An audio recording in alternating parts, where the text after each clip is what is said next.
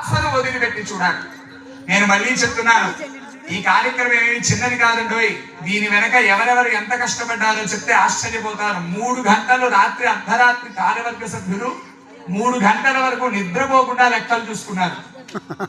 ఎందుకయ్యా మరి ఇదంతా చేస్తున్నారు అంటే ప్రధాన లక్ష్యం ఒకటే బాబు.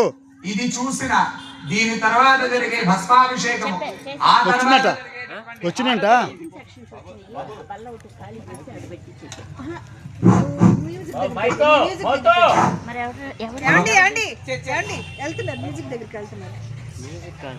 ఆ తర్వాత జరిగేటటువంటి భస్మాభిషేకము అన్నీ కూడా దర్శిస్తున్న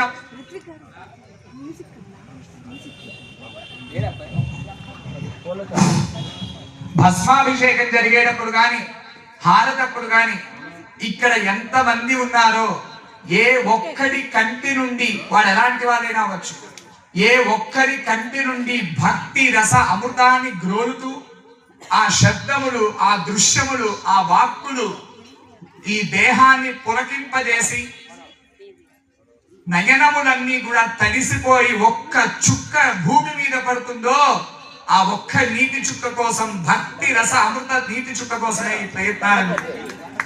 కావున మనలో ఉండేటటువంటి భక్తి భావాన్ని పెంపొందించుకున్న మనం ఎలాంటి వాళ్ళమైనా అవ్వచ్చు. చక్కగా అందరూ నమస్కారం చేసుకోండి. సుధాకర్ లేడా? లేడు, ఎవరు లేరు. ఎంతసేపు వస్తారు?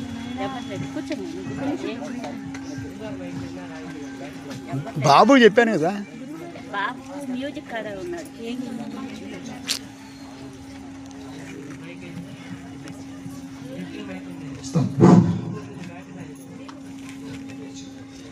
ఏం కావాలి చెప్పండి. రవి ఉన్నాడు కదా, ఏంటి చెప్పండి. ఇటు రవి ఉన్నాడుగా, పక్కన బల్లేసి వేరే వాళ్ళు చెప్తారు. తాకడం కాదు